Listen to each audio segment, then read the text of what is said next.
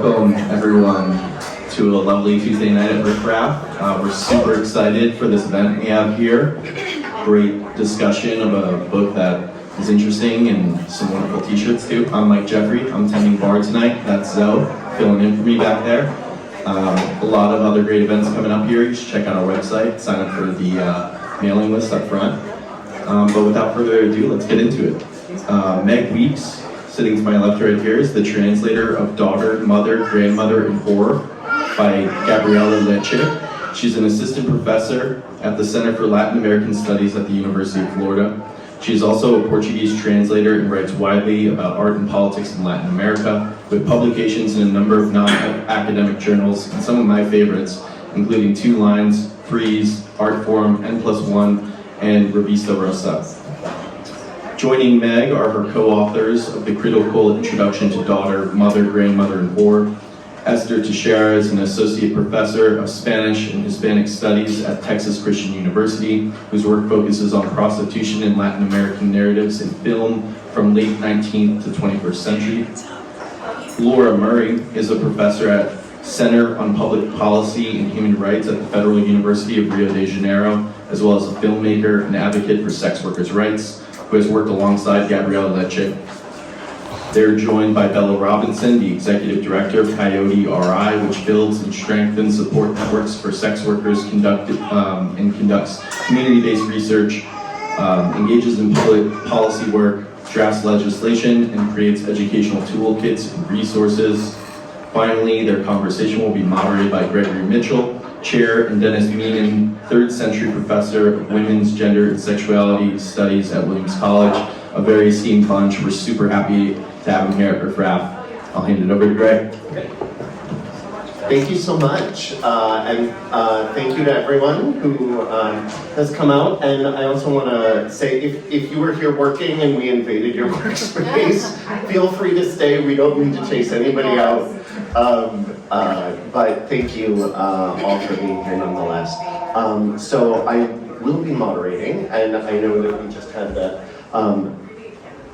nice formal introduction, but I'd like to ask each of our panelists to share a little bit about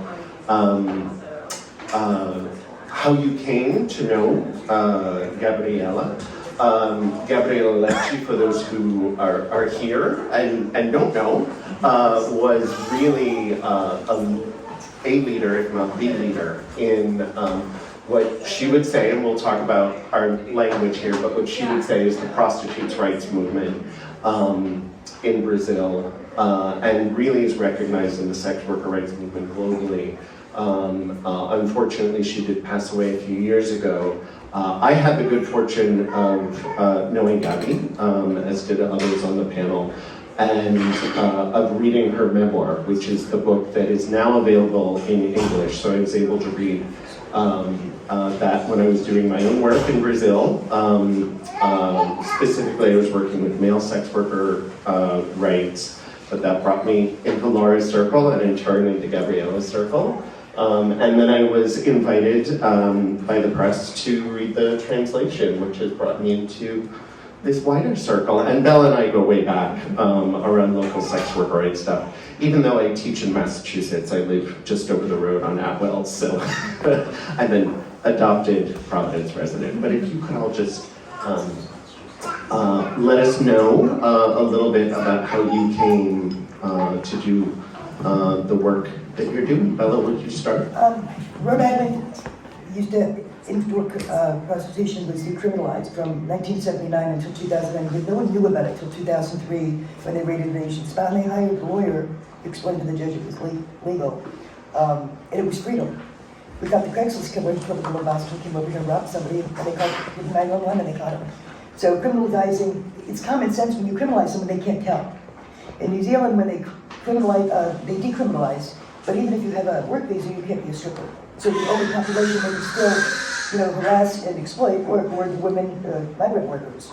So now the government claims they're so worried about saving children. I think we all care about children. Do you really think they care about abortion when they don't want to stop birth control? I mean, it's a good day when you get to become Christian fascists, put it that way. So we started, we actually researched the people closest to the problem are the people that are going to come up with the solution. And it allows us to bring the voices of criminalized people who don't want to be public to the state level. And they still ignore us. But the good thing about it is everything's archived. And one day, it's not this generation that's going to happen. Someone's going to go in there and see the truth because they don't know what the government tells us and what really happened. So we just keep fighting. We do a lot of mutual aid. And we just keep thinking of different ways to protect our community. We recently created support groups online and a check-in culture. If someone doesn't check in, they get a text, proof of life. And they're checking in and letting us know. So it's really cool. Okay, I first met Gabriela in 2004. I was an intern. I'd been working with sex worker rights groups since 2000, and then went to Brazil as an intern on an HIV prevention project that Gabriela was on, like an executive board advising. And this was when George Bush was president in the United States. And it was not good to be from the United States, as today, I don't know if it's ever good to be from the United States outside of this country, honestly. But at that particular time, especially in the HIV prevention world, Bush was promoting an abstinence-only policy, which Brazil accused it as being genocidal because it was known that that did not work and would lead to millions of deaths, which it did. And Gabriela especially was very active because of something called an anti-prostitution clause, which meant that any organization receiving funding from the US government would have to sign a clause explicitly saying that you were against prostitution and sex trafficking. And so Brazil and sex worker rights groups all over internationally were very vocal about how they couldn't sign a clause against themselves. And so I met her in this very contentious climate. But we eventually became close because I was asked to help film a documentary about the project I was working on, and Gabriela wanted to smoke. And it's very important, she's smoking on the cover. And in fact, in every film experience that I had with Gabriela, this has come to be a problem because I have let her smoke, which is why we created good rapport and became very close friends, because I defended her right to smoke. But the director of the film was very unhappy with me for filming the entire interview with her smoking. And then when I made a film about her called A Kiss for Gabriela, I spent 100 hours with her filming, and she's probably smoking in 70% of those. And when it was kind of licensed by a public television station in Brazil, they asked me if I could just edit out all the smoking scenes so they could air it on public television. I was like, there will be no more film, there is no film. But I think that, this is all to say it was someone who I met at a very politicized time and then came to learn a great deal about politics and ways of doing politics and how to negotiate with power in very different spheres from states. And I think this is something that sex worker activists have brilliantly done all over the world, and that Gabriela was a real leader. And to do a plug, one of the ways that they were doing politics was with these t-shirts, which is from Das Pu, which is a clothing line, which means of the putas. And I came to really fall in love with Gabriela, and I've continued to work with them, and I'm a part of the organization today that's called Coletivo Puta da Vida.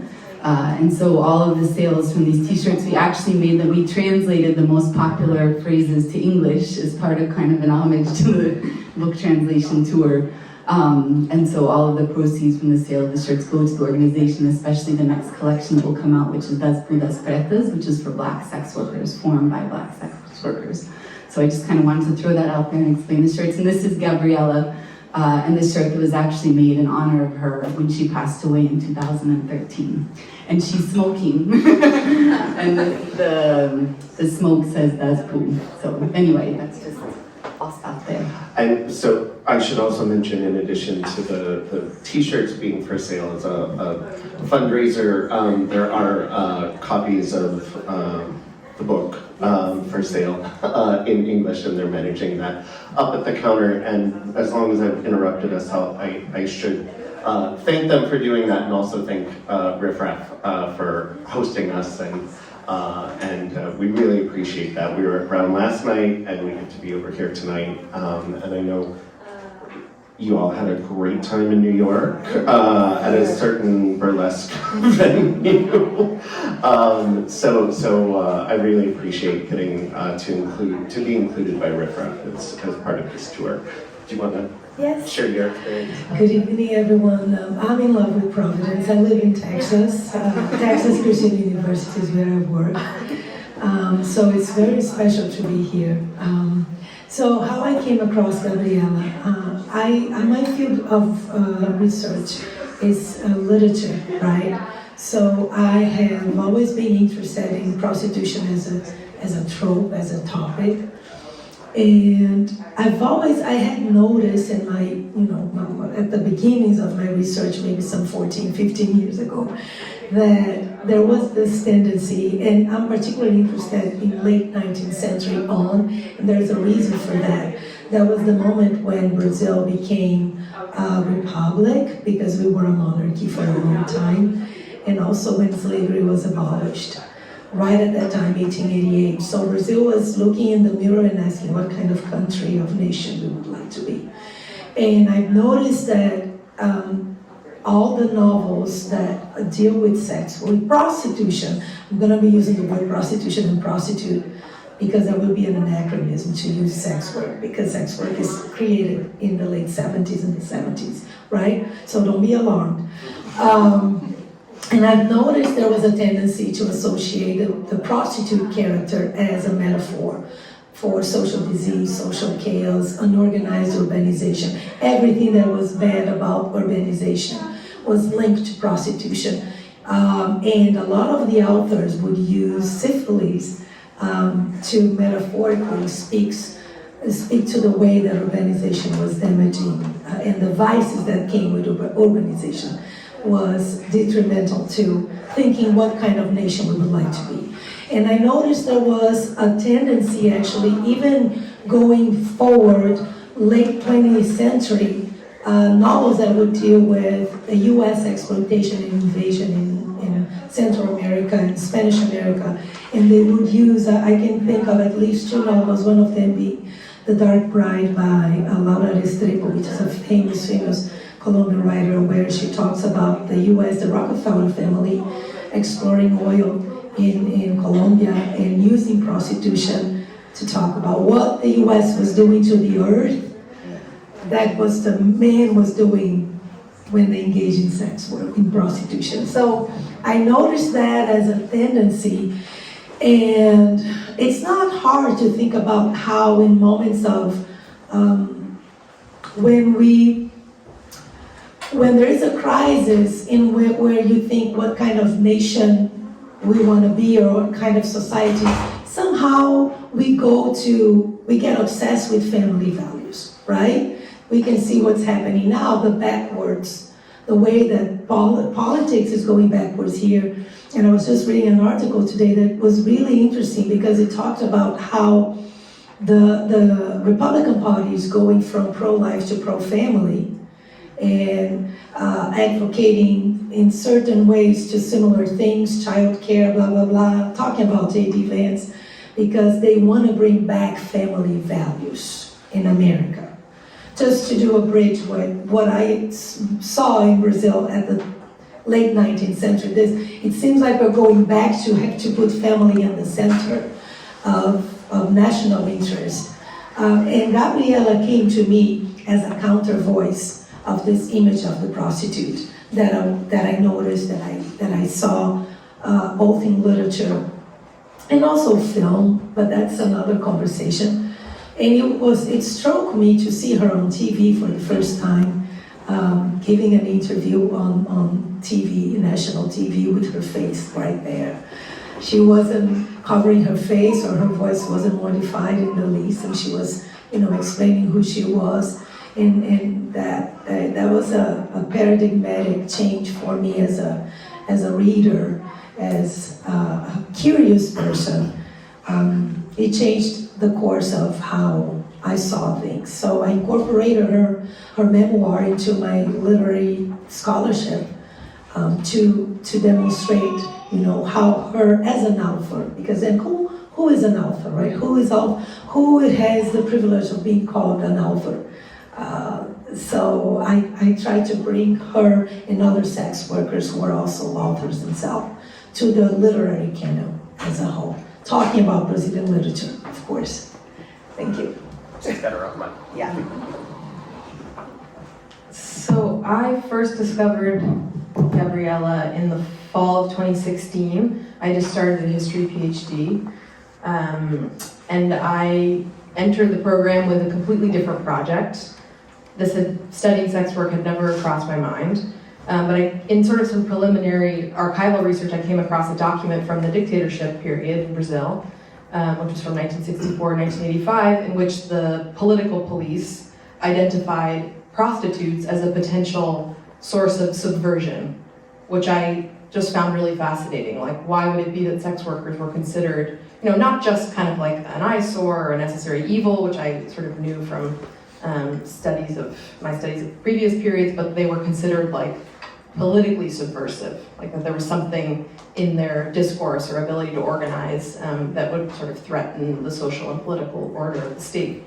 And that just struck me as fascinating and kind of led me down this rabbit hole of doing more research. And in that research, I came across Gabriela as one of the founders of Brazil's sex worker rights movement.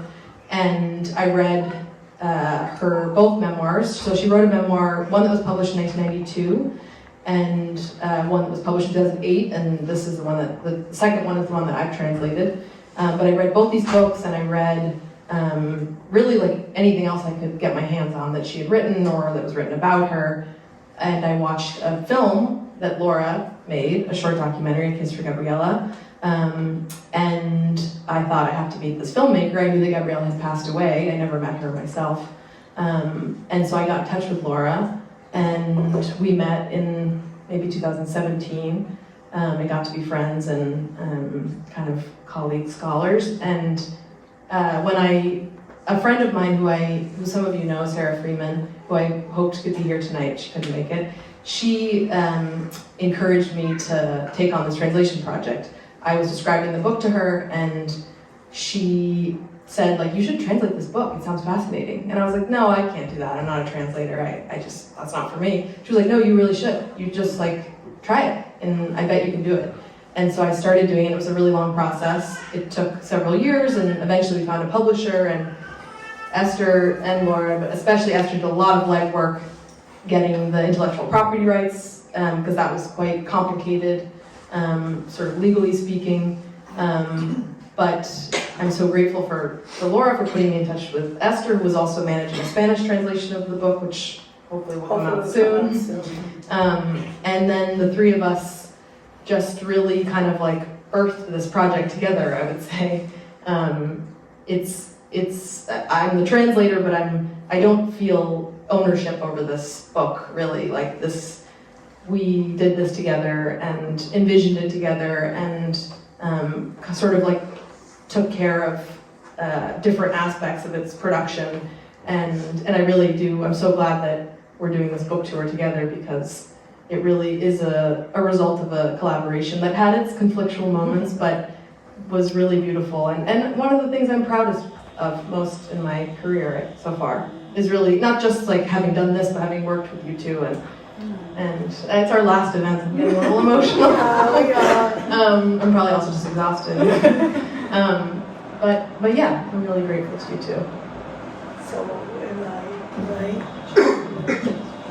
So I wanted to start by letting you all know how the folks that you're hearing from on stage came to know this work, this book. But I think it's time that we share that work with them. So if you wouldn't mind reading, we're going to do 2 passages. Yeah, is that right?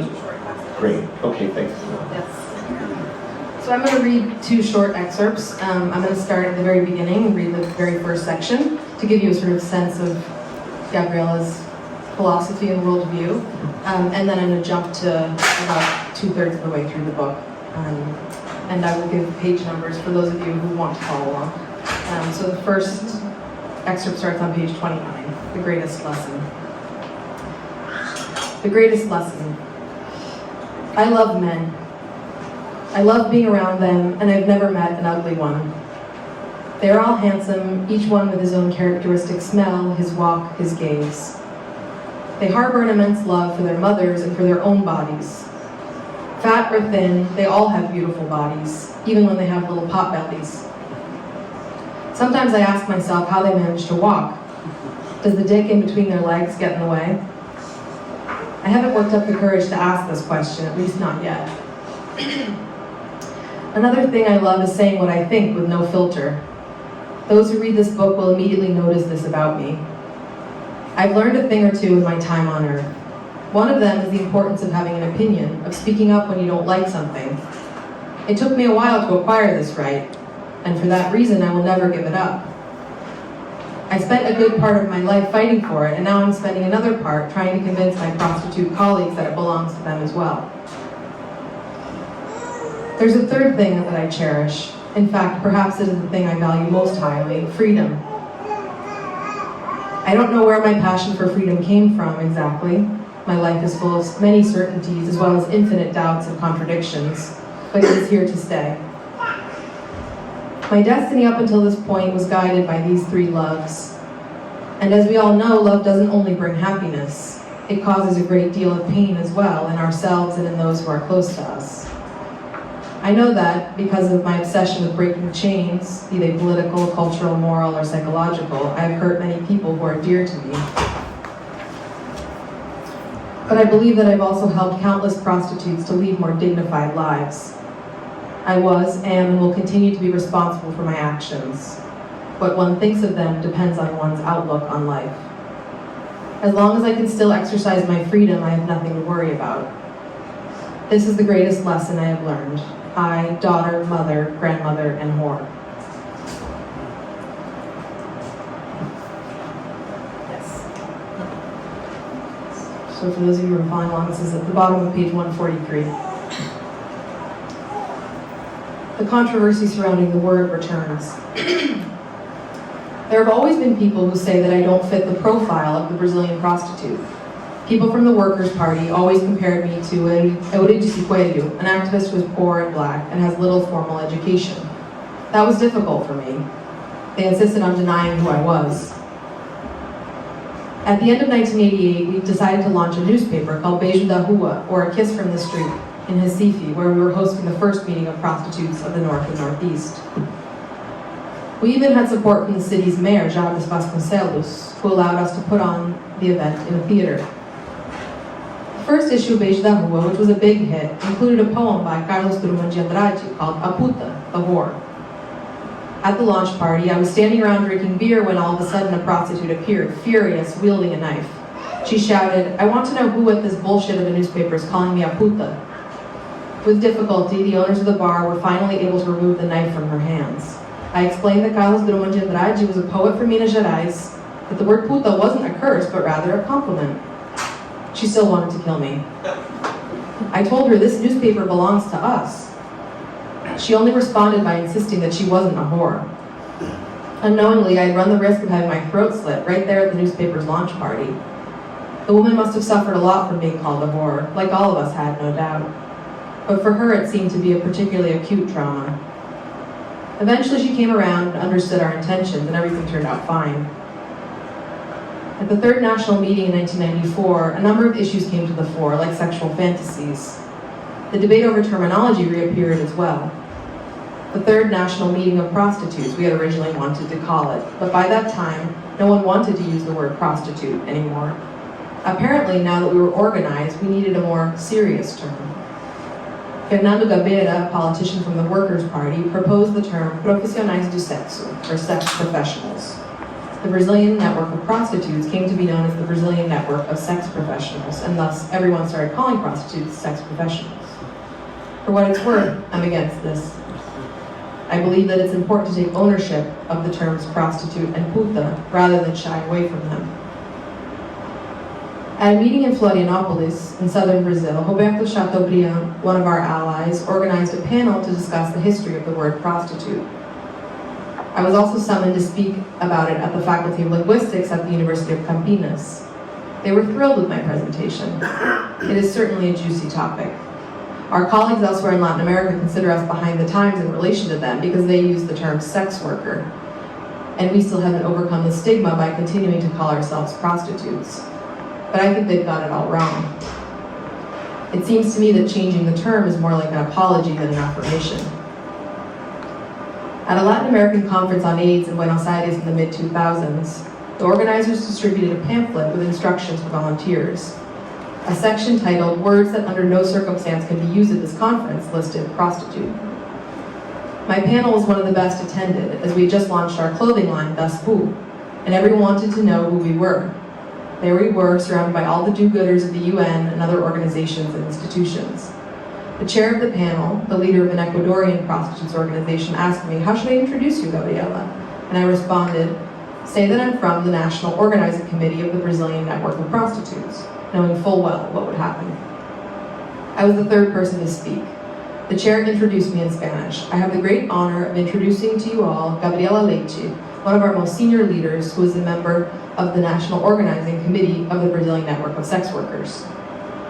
When I took the microphone, I said, "I'm very happy to be here, but I must correct my colleague from Ecuador. I would like to say that the name of our organization is the Brazilian Network of Prostitutes, and we would like to be called that. So each time you refer to us, please call us the Brazilian Network of Prostitutes. We like to be called prostitutes." I repeated this over and over again.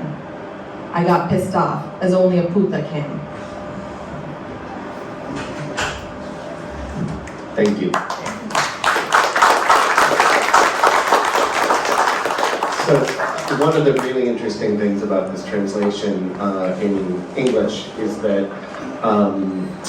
it has a introduction, I guess, by Carol Leigh, who, in addition to being a sex worker and a leader in, well, globally, but especially in the US, especially in California and the Bay Area,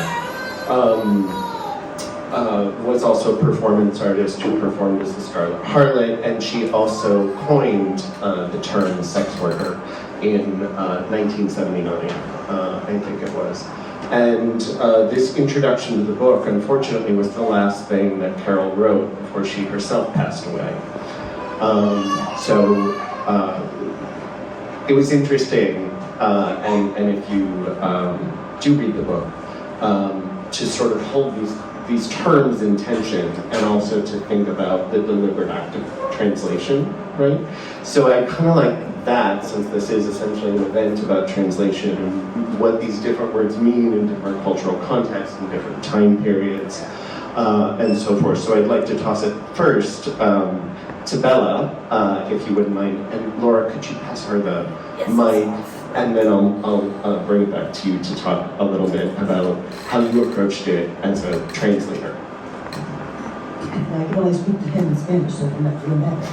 But I thought of something.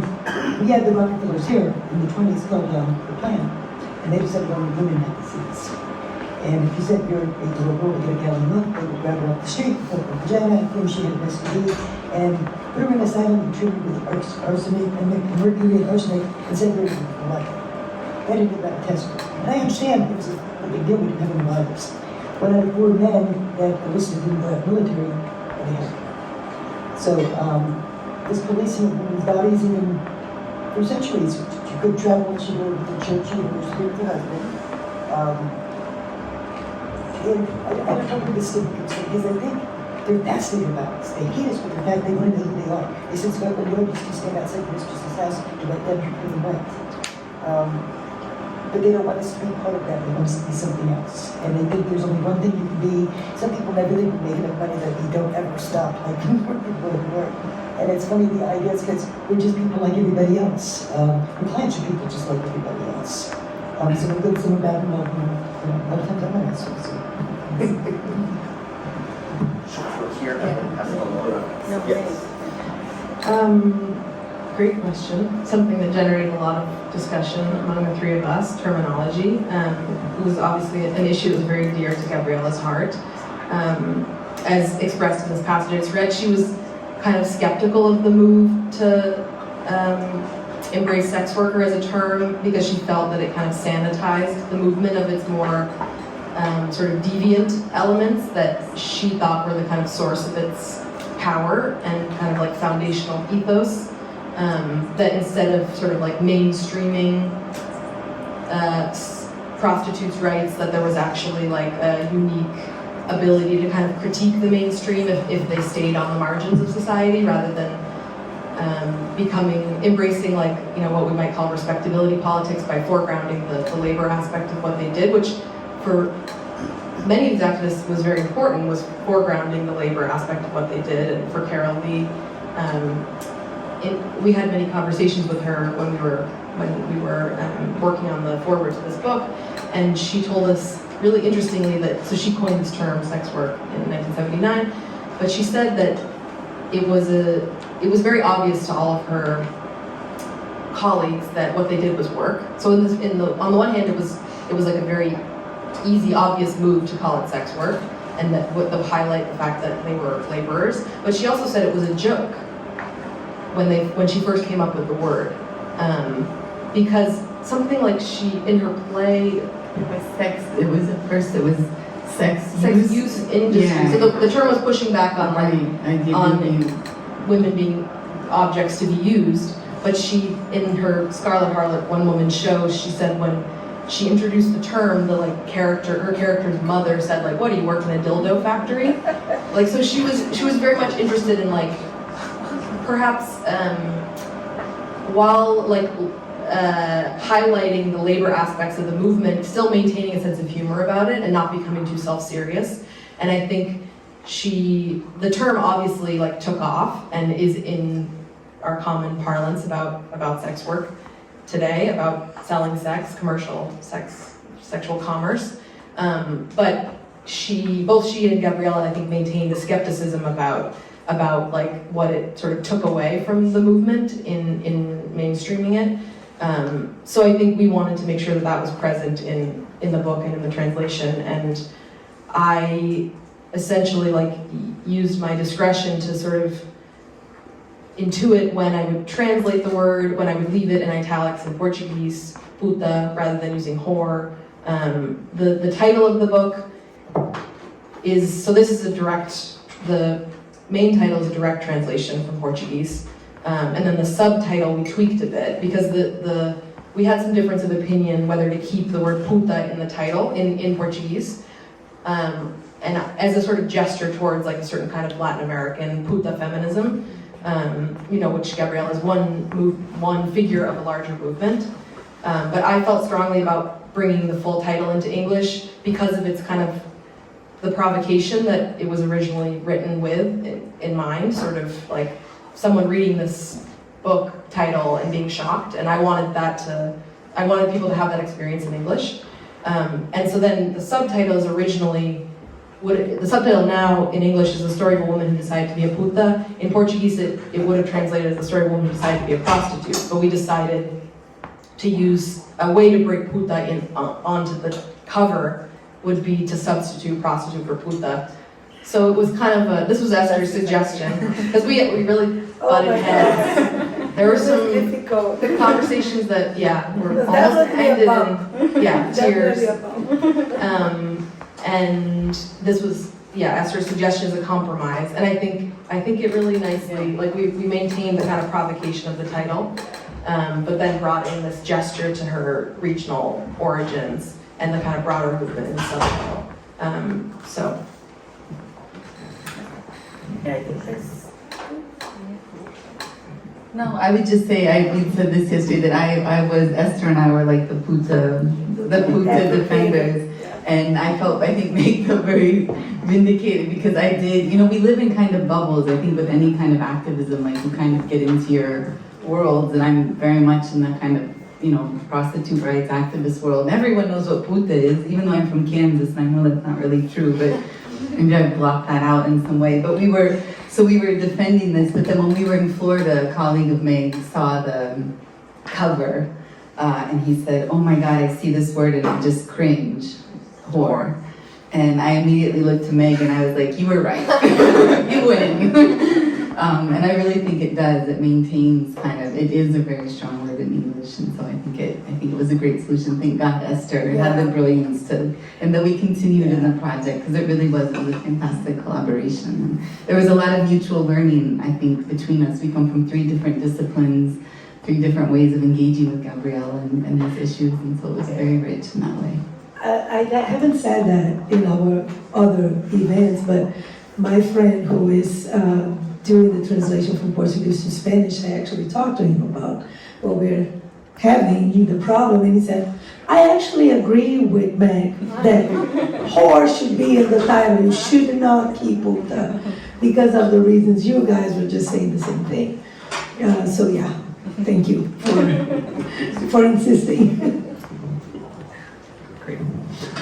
Well, I do want to make sure that we have some time for audience questions. Absolutely. So shall we go ahead and make that transition now? Because we have a much bigger turnout, thank you Riff Raff folks, than we did last night at Brown. So we probably have more questions. So I think we're more than happy to yield the floor and hear from some of you all with questions, comments, etc.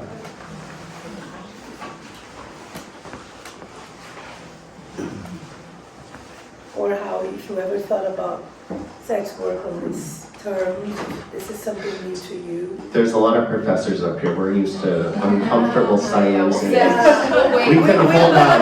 As I say, my students, I'll wait. We don't You mind. ever watched porn? Once. You don't have to say you liked it, but you watched it once, raise your hand. You were a consumer of sex workers already.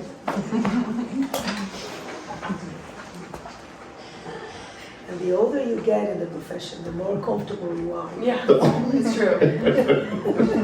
Was there a question? Thank you. So you're translating this book into multiple languages with the goal in mind that you want to stand up for rights for sex workers. What progress has been made and where are you today? You mean in relation to the translation in Spanish or? Well, so Spanish, originally Portuguese, right? Yes, And yes. then now we have English. So where do you want to move into, and like what progress has been made as a result? You know, the more media that comes out on the topics, that's when we really see change happen. So Yeah, I don't know if my colleagues here, my friends, agree, but I do think that the interest, at least for Gabriela Leite's work, we identify that there was an interest before we had the chance to move forward with the translation. And I think that Laura's documentary is a good testament to that, because prior to the translation, it was the only material available in English about Gabriela, and there has always been an interest. Because Gabriela, we didn't say that, but Gabriela, she has an interesting trajectory where she was a college student, and she decided to abandon her studies and go into prostitution, and she tells all about that on the book. She approached the profession a lot as a sex worker, as a prostitute, and also as a philosopher, as a thinker. And she has a lot to contribute to the epistemology or to the knowledge on feminism, global feminism. So I think that from that perspective, in itself it's worth that it gets to as many people as possible, especially if we think about the global south, decentralizing knowledge production. And in this case, I think it has a double effect, because it's not only from a geopolitical place, knowledge production in Latin America, but also topic-wise, it's kind of a double subversion in a way, because she's not an academic from Latin America trying to break through, to break the glass ceiling of Eurocentrism. Eurocentrism, very hard to pronounce. So yeah, I think that there are many ways you could look at it to advocate for translating. She's considered one of the co-founders of the sex workers movement in Latin America, and she's recognized that way by Hispanic activists in Spanish America. So yes, we know that there's people out there who wants to read her. So we would like to have the chance to translate to as many languages as possible, just as if she were, a French academic. We want to advocate for that. Well, that would be interesting, even the French culture and how they brought prostitution. I think in every culture, Americans are very repressed here, so their interpretation of it and how they feel about it is going to generate a different energy wherever you go in the world, but that web is really going to support the movement as a whole. Absolutely, thank you. That comment makes me think about, actually, a question I have for Bella, related to yours. I'm curious, because in Brazil, prostitution is not illegal. So like third parties who benefit from the sale of sex, that is criminalized, but selling and buying sex is not illegal, unlike in the United States where it's criminalized in almost the whole country. So I'm curious if what Bella thinks about, now that the work of this activist is available in English, what impact that might have on activism in the US where the horizons are decriminalization, like very urgently, which is not necessarily the case in Brazil. I think it will help shift, what we have to do is shift social perceptions about LGBT, women's rights, actually women's rights off the backs of sex workers, and then they whitewashed all the movies and talked about it. But when you have more than half the public that stands up for something, that's when they have to stop hate crime. This is a dangerous time, though. This has been pushed, decades and decades back. But that was my goal. And regardless of what you think about sex work, you don't have to like it, you don't have to approve of it, but you think it's okay that we're being attacked and harmed. We're being punished. And serial killers, they go after us. The police call us NHI for no human involved. They don't investigate our murders. On December 17th, we hold a memorial online for International Day to End Violence Against Sex Workers. It was the day that the Green River was killed, but Annie Sparkle started it. So Coyote's been hosting it for about 5 years now. And we mourn our own people, just like Trans had their Remembrance Day. But regardless, when we surveyed 1,500 sex workers, only 37% were heterosexual. So a lot of organizations with LGBT agents are not even advocating for their own people because it's, all these people but them, but them, but them. Absolutely. I'll just also piggyback on that a little bit because I was doing all this work around the evangelical Christian groups that take a rescue approach, right? And want to funnel everything into the framework of human trafficking. And one of my great frustrations, well, many frustrations, but one of them was exactly what you're talking about, Bella, because we know there are so many LGBT youth who are engaged in sex work, engaged in survival sex, and various forms of sexual economies.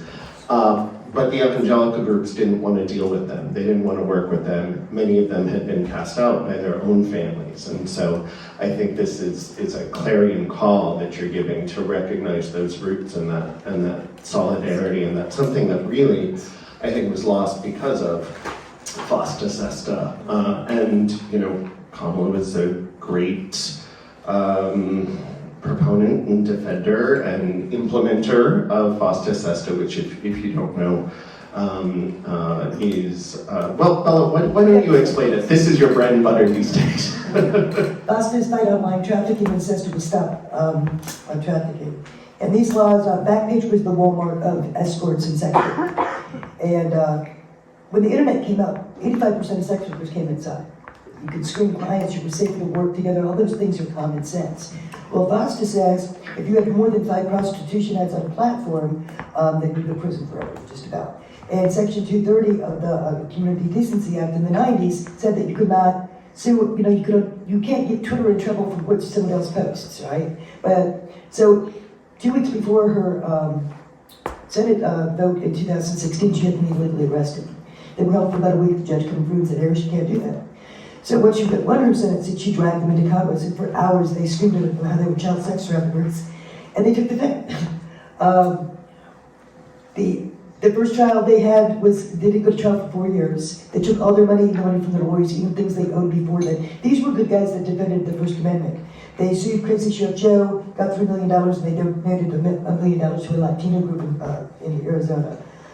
They were all for free speech. They couldn't stop saying the word child sex trafficking. They're being charged with 100 counts of traffic light. So when Backpage was around, they sold it to Carl, and Carl was writing it, and he got an award from the FBI for their outstanding cooperation. Because when they filed a subpoena, they're going to tell them with their IP address and whose credit card was used. Afterwards, the government discovered that, wow, we can't investigate trafficking because everyone went overseas.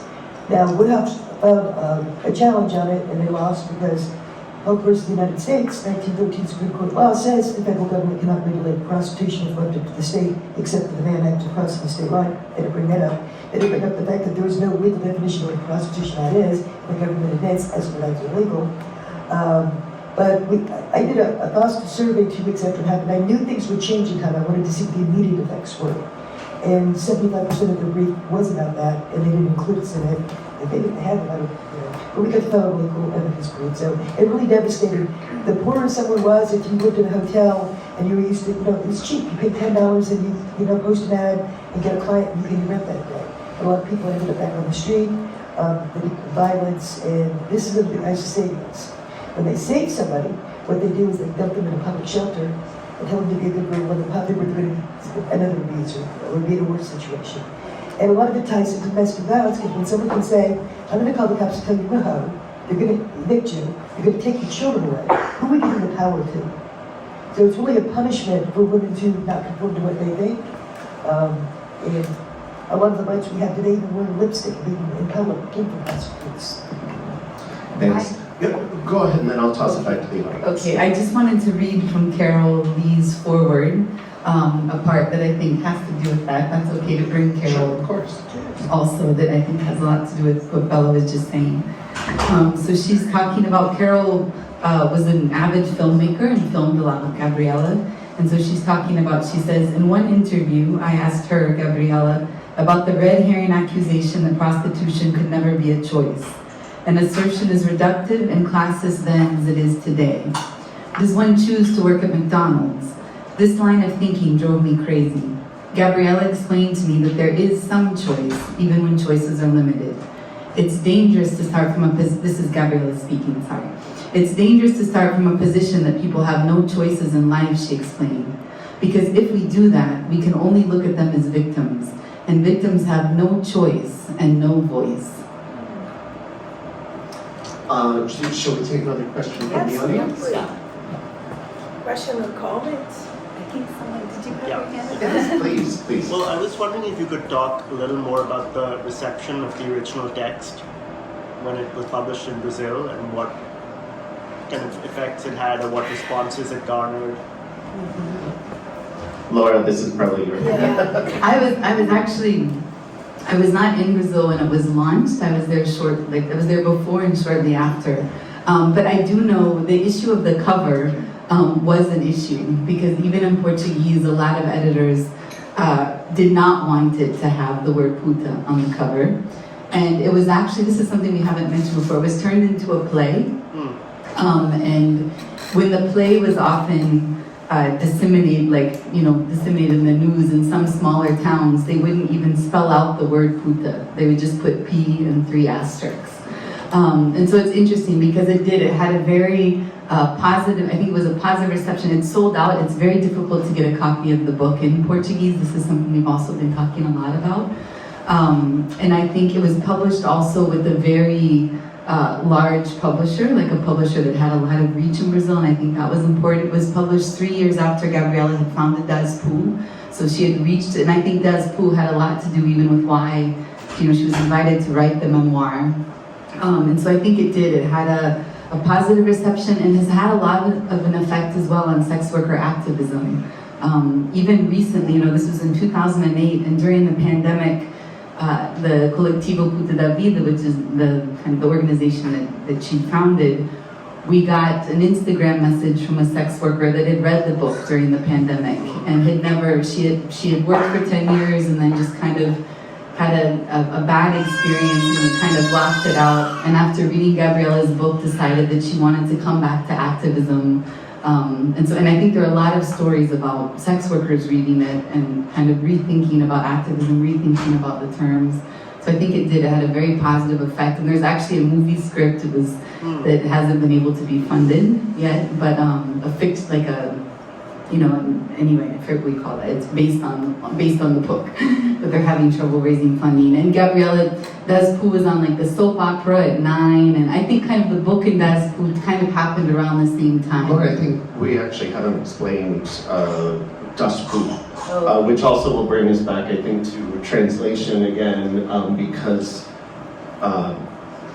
pun seems oversimplified, but the wordplay that was so central to Gabriela's form of activism, because she knew how to fight around issues of, well, Foster Sesta is a US law, but obviously, had impacts for the global community. So she could sit equally, with the Minister of Public Health or politicians, congressmen, and then also be in the favelas and doing frontline work. And so she was able to function in these multiple registers of kind of delightfully filthy wordplay sometimes, but also talk policy speak, much as, Bella does. You have learned this as well. But could you maybe explain the whole Das Bull helipads? Yeah. So as I said, the name is Das Putas, and it comes off this. It's a play on words from a store in Brazil that was called Das Lu, which meant that of Luciano was the name of the owner, and luxo, which is like something that's luxurious. And it was the most expensive store in Brazil, in São Paulo. And they had a helicopter pad for people to go in, so you could only get there by helicopter or car. There was no way just to walk in off the street, which was immediately reduces, who can go in. And it was Brazil is an extremely unequal country, and this was a symbol of this just kind of, extreme inequality.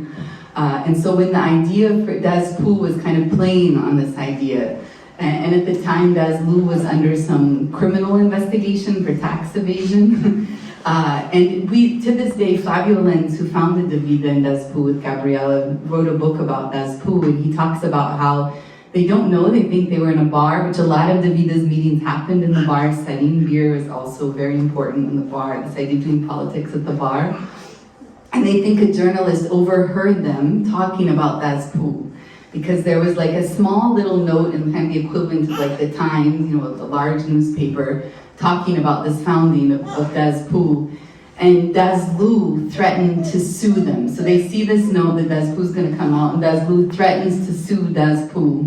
And it's the best thing that ever happened to it, because everyone hated Das Lu. And so you've got a lot of very famous movie stars and television stars coming out and defending. And Das Pu was like very recent and hardly had anything. And they're like, oh shit, now what are we going to do? Like, all these famous people want to come and buy things and model with us. And they got into Brazil Vogue, right? Yes. For photo shoots. So you had all of these, putas, right? With these really creative, so the fashion, they had a hand in designing the fashion. The t-shirts are the easy big seller, but there was also all these collections. Could you talk about the bride? Yes, and this is in the book, dress? actually, which was something that luckily Duke let us make this change, because I was like, I helped a lot with the photos, and if it were up to me, there would be 200 images in this book, but they capped us at 20. But this one of the wedding dress, which is, I can't see the page number, but it's a wedding dress, it's white, but it's made out of used sex motel sheets. And the train are pillowcases from sex motels throughout Rio, and it was and the tiara. The tiara is made of condoms, and Not used. And so it was, and it literally is a work of art. It was made by an artist, Tajek. I'm gonna forget his name. Tajek Pojokar, and he made the artist for the São Paulo Bienal exhibit in 2006, and it circulated the world as well. And It's in Berlin right now. It's in Berlin right now. But all of the first Das Pu collection, all of them had to do with things that had to do with prostitution. Like the first one was kind of an ode to the sex workers who worked with truckers. So it had like a trucker theme. A lot of the clothes had tire prints on them. And then there was another one that was joking about food, because in Brazil you use the same word to say to eat is also to have sex, and so there was a whole collection asking, did you eat today? And so anyway, it was always very playful, but very provocative. Talking about this one, the I Love Pilates. And the I Love Pilates is from these mega events, which is where Greg has also, been very involved, because there's so many moral panics, and Greg is the person to talk about this, about sex. Absolutely not. Well, I was just going to say, so Pilates is naked women, but it's also like a pickup game, like a soccer or basketball or something, like an informal thing. So, you know, Gabby loved her puns, yes. Can you buy this shirt online? No. Oh. You have to come to Brazil or get it here. Yeah, I'll open it up to the audience. I'm always more than happy to rant about the sex panics that happen around global sporting events, but I want to give one more chance for a final question from the audience. Was that? I didn't. Yes, go for it. I guess, thank you so much for speaking with us today. I was wondering how you mentioned like changing the conversation and how you see this book and the translation participating in that, because is the book written more for an academic audience? Is it written for a popular audience? And how do you see like publishing it, like so more like, or how do you say, sorry, publicizing it, so more folks are able to like read all that and have that like. Do you want to answer that? I guess I'm sort of busy, but I hope that it appeals to wide audiences. I think we wrote it. We're obviously all three academics. We wrote the introduction.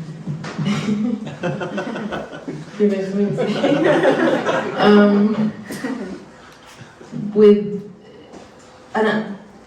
to some extent with an academic audience in mind, I guess, but that we wanted to give context to those who weren't familiar, perhaps were interested in sex worker activism, but weren't familiar with Brazil, to be able for the text to be more legible to them. There's also a lot of annotations, like footnotes, and I apologize for this if anyone finds this offensive, but this is working Part of Gabriela. working well. But I also think as the translator, and you know, not sort of taking off the like academic hat for a second, I hope that the text stands on its own as like a literary text.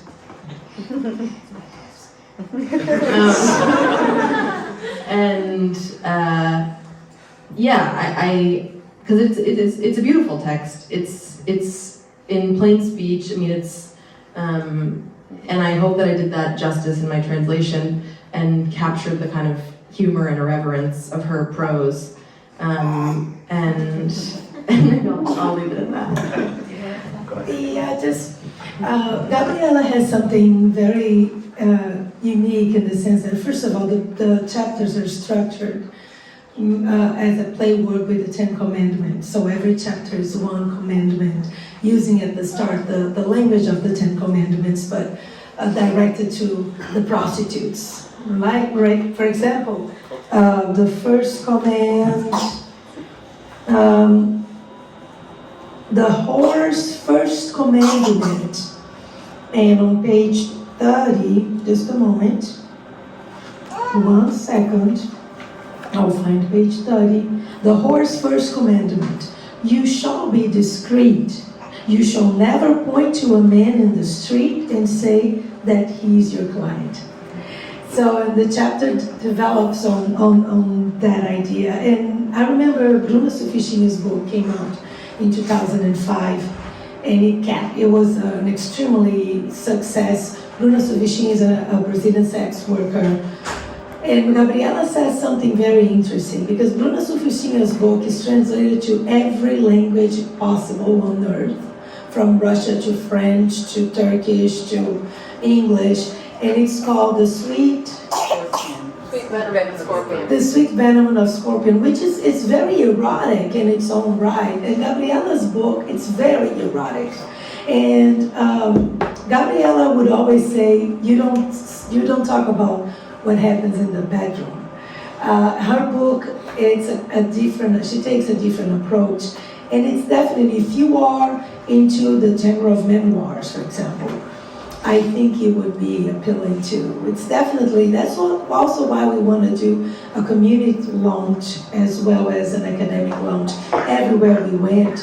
This is the third city we've been And we did a book launch at a bookstore, local bookstore, and an academic talk, because we believe that the book has enough, bandwidth for all that. And I guess I'll just add, since Duke had tapped me to review this, that the conundrum is that university presses also want to be profitable, right? And so we also have to think about which countries are providing government funding or not providing government funding for this to even be in the library in Brazil, right? At one point, someone said, in my first book, they said, "Oh my God, this is in the Library of Congress," and I was like, I didn't know that. I've never been to the Library of Congress. So I started looking at various libraries that had, gotten a copy. Brazil was not one, even though the whole book was about sex work in Brazil, but they weren't funding that. So we also have to think about this as a question of access, and also about, as authors, if we have any academics or future academics, about once you have the luxury of choosing to publish your work in some place that is not paywalled. Also, there's an internet meme many of you have seen, and it's absolutely true. Don't ever go through one of those damn paywalls that wants to charge you $30 to read an article. Email us, we will send you a PDF for free, happily, of anything that you write. So we also have to think about, which countries are actually putting in which, municipalities, which of course, unfortunately, where we're at right now with school boards and so on is not to end on a down note. What was that? There was another question. Was there one more question? And then I know that folks would probably be more than happy to talk to you privately after the event. Not everybody wants to take the public floor, but was there one more? I was just curious. You said there were two. She wrote 2 memoirs. Yeah. And I was just curious, like, what the different scopes were and how you were able to choose it. And perhaps it's an obvious question if you've read both, but that seems like a Well, I love the first book. She published it in 1992. I don't think she explores it too much in this book, the relationship of the beginnings of the movement with the Catholic Church in Brazil through liberation theology.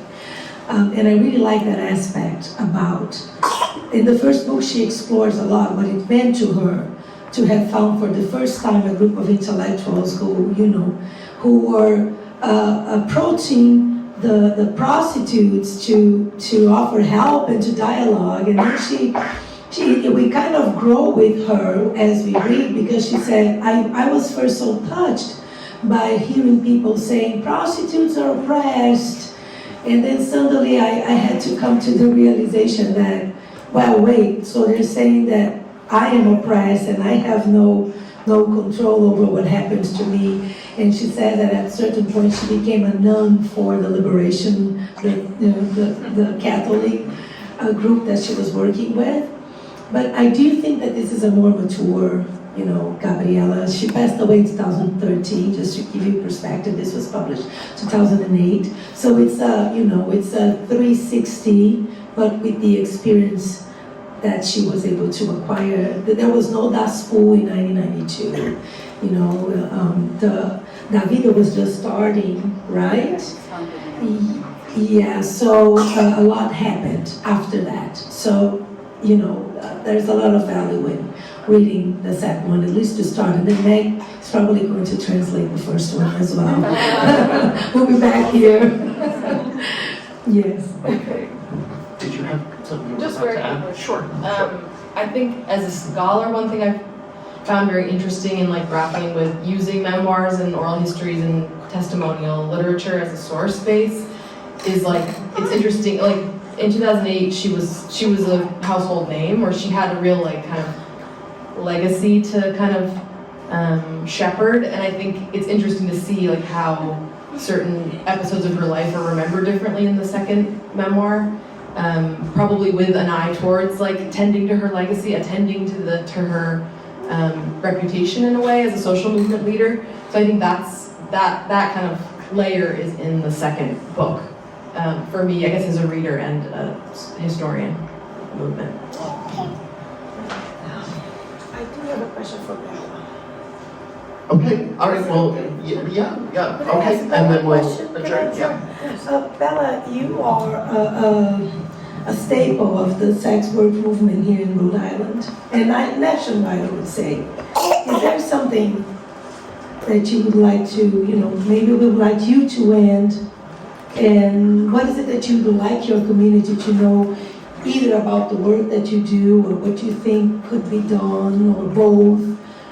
What would you like to say as a closure to this panel? I get asked that a lot, and my mentor taught me that I need to go to universities and talk to students, because you're going to be the next generation of voters and policymakers. And sex work is work. The government and police are our bosses. We have to go to them to negotiate our safety. And also addressing the stigma. This is going to be a generational fight. Even before Trump, I knew this wasn't going to be done in my lifetime. We're doing it for the next generation. And when you hear someone make a dead hooker joke, call that up. Thank you. Thanks, everybody. And thank you all.